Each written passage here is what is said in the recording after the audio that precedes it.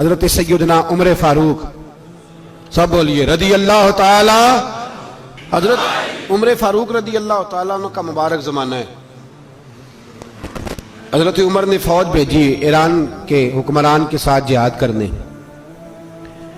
ایران کے بادشاہ نے 2 عیسائی جاسوس بھیجے، کہنے لگا ذرا پتہ تو کرو مسلمانوں کا رات کا طریقہ کیا ہے، میں صف بندی کراتا ہوں۔ وہ ساری رات صف بندی کراتا رہا، 2 جاسوس آئے مسلمانوں کی معلومات کرنے۔ معلومات کر کے جب واپس گئے تو حضرت عمر فاروق رضی اللہ تعالیٰ عنہ کے سپاہیوں کو دیکھا، غور سے پلٹے تو بادشاہ کہنے لگا کیا حال دیکھ کے آئے ہو؟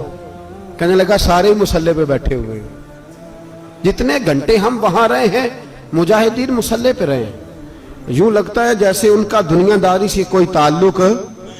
اور کہنے لگے بادشاہ کوئی ایسی طاقت ہے جس کو وہ بلا رہے تھے، کوئی ایسی قوت ہے جس کو وہ پکار رہے تھے، ہمیں بھی وہاں کھڑے ہو کے محسوس ہوتا تھا کہ ہاں کوئی ہے جو آ جائے گا ان کی مدد کے لیے، کوئی ہے جو پہنچے گا ان کی مدد کرے گا۔ ایران کا بادشاہ کہنے لگا مجھے سمجھ آ گئی ہے، وہ جسم کی طاقت سے ہی نہیں لڑتے، وہ کوئی غیبی طاقت ہے جس سے وہ لڑتے۔ بھائی وہ غیبی طاقت بھی تو ہمارے پاس ہم نے ناراض کر لیا نا، وہ بھی تو نہیں نا، مسجد کا رخ بھی تو کوئی نہیں۔ اور میں نے پچھلے جمعے بھی کہا تھا، پھر کہتا ہوں، وہن ہو گیا امت کو۔ نبی پاک نے فرمایا امت کو وہ کیا ہے، دنیا سے محبت ہو گئی ہے، موت سے کراہت ہو گئی، وہن ہے۔ صحابہ کرام کو موت سے بڑا پیار تھا، موت سے بڑی محبت کر، ہماری طرح نہیں، وہ کہتے تھے مریں گے تو منو مٹی، تو وہاں ٹھیک ہے عذاب قبر حق ہے، لیکن میں کہا کرتا ہوں سالوں کے بعد جو پردیس سے ماں کے پاس آئے، ماں اسے عذاب نہیں دیتی، اس کا ماتھا چوما کرتی ہے۔ اور بھائی جو رب کریم کی بارگاہ میں جائے گا تیرا کیا خیال ہے، گل سڑ جائے گا؟ مدینے والے حبیب نے فرمایا قبر المومن روضۃ من ریاض الجنہ، فرمایا میرا مومن جب قبر میں جاتا ہے تو اللہ جنت کے سارے دروازے کھول دیتا ہے، وہ تو اللہ کی رحمت میں پہنچتا ہے۔ کون کہتا ہے مومن مر گئے، وہ تو قید سے چھوٹے اپنے گھر گئے۔ کون کہتا ہے قبر میں عذاب ہے تو صرف عذاب ہی ہے، ہاں مجرم کو سزا ملے گی، لیکن مومن ہمیشہ جہنم میں، وہ بالآخر جنت میں جائے گا، بالآخر جنت میں جائے گا۔ اور کسی درویش نے بات کی، وہ کر کے چلے گئے، بر کمال ہی کر گئے، کہنے لگے دوزخ میں میں تو کیا، میرا سایہ نہ جائے گا، کیونکہ رسول پاک سے دیکھا نہ جائے گا۔ نبی پاک سید عالم علیہ السلام کے غلام تو دیکھو نا، ساری زندگی عمر فاروق، بخاری پڑھو تو صحیح، ساری زندگی عمر ہر نماز کے بعد کہتے تھے اللہم ارزقنا شہادت فی سبیلک، اللہ بسترے پہ موت نہ دینا، موت مجھے شہادت کی دینا۔ حضرت سیدنا مولا علی شیر خدا کرم اللہ تعالیٰ وجہ الکریم ساری زندگی کہتے رہے اللہ علی نے میدان میں عمر گزاری ہے، اسے شہادت کی موت عطا فرما۔ او بھائی یہ تو شہادتیں مانگنے والے۔ حضرت امام حسین میدان کربلا میں کھڑے تھے، شمر کہنے لگا حسین تیری چاروں جانب موت ہے، تو آپ فرمانے لگے تجھے ابھی ہمارا پتہ ہی نہیں، موت سے تو ہمارا پیار چلتا ہے، اور فرمایا یہ شہادت تو ہمارا پیچھا کرتی ہے، پہنچ جاتی ہے جہاں ہم ہوتے ہیں، موت سے ڈر آ رہا ہے۔ مسلمان کا مرنے کو دل نہیں کرتا، ورنہ وہ اتنی بڑی کوٹھی میں کون رہے گا؟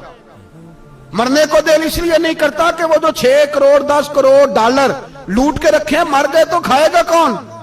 وہ فقیر فاقہ مست تھے، ان کا گھر ہی کوئی نہیں تھا، ان کے بینک بیلنس ہی کوئی نہیں تھے، وہ کہتے تھے گھر ہمارا ہے وہ جو ہمارے رب نے تیار کیا ہوا ہے، ہمارا بینک بیلنس ہے وہ جو ہمیں جنت میں جا کے ملے گا، ان کا تو یہ کھاتا ہی کوئی نہیں تھا، اس لیے وہ شہادت کی۔ حضرت عمر بن جموع رضی اللہ تعالیٰ عنہ میدان احد میں 4 بیٹے لے کے آئے، کتنے بیٹے بول کے بتائے؟ 4 بیٹے لے کے عمر بن جموع آئے، اور خود ایک ٹانگ سے لنگڑے سے آپی ہیں، ٹانگ چھوٹی ہے، حضور کے سامنے کھڑے ہوئے کہا محبوبہ میرے 4 ہی تھے، میں 4 لے آیا ہوں، قبول کر لیں۔ تو حضور نے فرمایا تو کیوں تلوار اوڑے آیا ہے، یہ تو نے کیوں گلے میں اسلحہ ڈالا ہوا ہے؟ کہا یا رسول اللہ میں نے بھی تو جانا ہے نا۔ تو حضور نے فرمایا 4 بیٹے جو ہیں، تو حضرت عمر بن جموع نے بات کی، صحابہ کہتے ہیں ہم لبوں سے مسکرا رہے تھے، آنکھوں سے رو رہے تھے، کیا عجیب انداز ہے۔ حضور نے فرمایا عمر 4 بیٹے جو آ گئے تو رہنے دے۔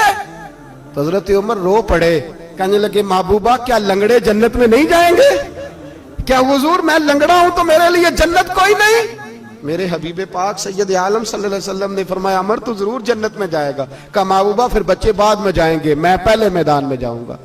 ایک بی بی 4 بیٹے لے کے آئی احد میں. کہا محبوبہ کل کمائی تھی میں لے آئی ہوں, میرے پاس کوئی اور شے ہوتی تو میں بچا کے نہ رکھتی. بیٹے دے کے نا حاضری لگوا کے تو واپس دروازے پہ لے گئی. تو حضرت سیدنا عبداللہ ابن عمر فرماتے ہیں بی بی بول رہی تھی تو میرا جذبہ جہاد بڑھ رہا تھا. اپنے بیٹوں کو کہنے لگی میں تمہیں حضور کے پاس چھوڑ کے جا رہی ہوں, جب تم میدان میں گرو گے تو میں تمہیں دیکھنے آؤں گی, دیکھنا تمہاری پشت پہ کوئی زخم نظر نہ آئے. جتنے تیر کھانے ہوئے سینے پہ کھانا, جتنے تلواروں کے نیزوں کے زخم برداشت کرنے ہوئے یہاں کھانا, پشت پہ زخم نظر نہ آئے. حضرت عبداللہ ابن عمر فرماتے ہو بی بی کی گفتگو میرا جذبہ جہاد بڑھا رہی تھی. ایک بی بی 3 سال کا 4 سال کا بیٹا لیے رو رہی ہے, احد کا دن ہے. سہیلیاں پوچھتی ہیں تو کیوں روتی ہے؟ وہ کہتی ہے دیکھو میرا خامد بھی بدر میں شہید ہو گیا, بھائی اور باپ بھی. دل کرتا ہے کوئی جوان بیٹا ہوتا تو آج مصطفیٰ کے ساتھ اسے ہی بھیج دیتی. کوئی جوان میرے پاس ہے ہی 3 سال کا تو کیا کروں, 3-4 سال کا بچہ کیا کرے گا؟ پتہ نہیں کیا دلیل آئی. اچانک اٹھی, بیٹے کو سینے سے لگایا, کپڑا ڈالا, مسجد نبوی پہنچ گئی. حضرت بلال کہتے ہیں مجھے ملی, کہنے لگی بلال مجھے پتہ ہے حضور تیاری کرا رہے ہیں جنگ کی, پر 2 منٹ اگر میری ملاقات ہو جائے. بلال حبشی کہنے لگے حضور ہم ایک بی بی ضد کر رہی ہے. حضور باہر آئے, کہنے لگی حضور میں فلاں کی بیٹی, فلاں کی بہن, فلاں کی بیوہ ہوں, میں نے بدر میں 3 شہید دیے ہیں, اب میرے پاس یہ 3 سال کا لال ہی بچا ہے, بڑا فخر ہے میرا. لوگ مجھے شہید کی بیوہ, شہید کی بیٹی, شہید کی بہن کرتے. دل کرتا ہے شہید کی اماں بھی کہیں جاؤں تو میرا بیٹا لے لیں. سیدنا بلال کہتے ہیں حضور مسکرائے, کہنے لگے یہ 3 سال کا نونہال کیا کرے گا؟ کہتے ہیں اماں کا عجیب جذبہ ہے. کہنے لگی محبوبہ سنا ہے اسلحہ بھی تھوڑا ہی ہے, ڈھالیں زیادہ کوئی نہیں, میرا بیٹا ساتھ رکھ لیں, جب آپ کی طرف کوئی تیر آیا نا تو میرا بیٹا ڈھال کے تو اس کو ڈھال بنا کے آگے کر دینا. محبوبہ ڈھال تو بان ہی سکتا ہے نا. حضرت بلال فرماتے ہیں مصطفیٰ کریم نے فرمایا جا میں نے قبول کیا, قیامت کے دن بیٹا گھر لے جا, جب تیرا نام پکارا جائے گا تو شہید کی اماں کہہ کے ہی پکارا جائے گا, جا تو گھر لے جا. کہتے ہیں چلتے چلتے ایک غریبنی اور آ گئی, اتنی سی اٹی بان کی, اتنی سی. بلال حضور سے ملاقات ہو جائے گی. نبی پاک آ گئے تو کہا محبوبہ یہ غلبہ اسلام میں میرا بھی حصہ ڈال لے. حضور نے فرمایا یہ کیا ہے؟ کہنے لگے حضور خامد فوت ہو گیا, اولاد اللہ نے بے نیازی سے دی نہیں, سویرے چرخہ کاٹ کے رزق حلال کھاتی ہوں, میرے پاس نا یہ اتنا سا بان ہے, ایک گھوڑے کی لگام بن جائے گی. محبوبہ حصہ تو ڈال جائے گا نا دین کے لیے, میری قبولیت ہو جائے گی. میرے حبیب نے ہاتھ اٹھائے اور دعا مانگی, کہے اللہ جتنا تو میدان کے مجاہدوں کو اجر عطا فرمائے اتنا اس غریبنی کو بھی عطا فرمانا, اتنا اسے بھی دینا. بھائی یہ جذبے تھے, یہ رنگ تھا امت مسلمہ کا, اس لیے کافر گھر میں بیٹھ کے کانپا کرتا تھا.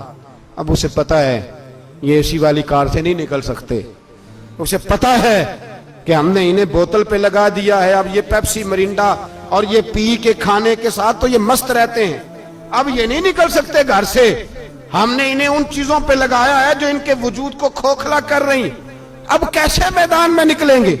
وہ اس لیے نہیں ڈرتا کہ وہ تیری آسائشوں, تیری زندگی میں آنے والی سہولتوں سے آشنا ہے.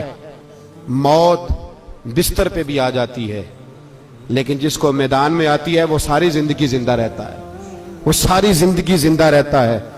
بھائی مرنا تو ہے, لیکن اگر زندگی دین کے کام آئے گی تو امر ہو جاؤ گے, بچ جاؤ گے.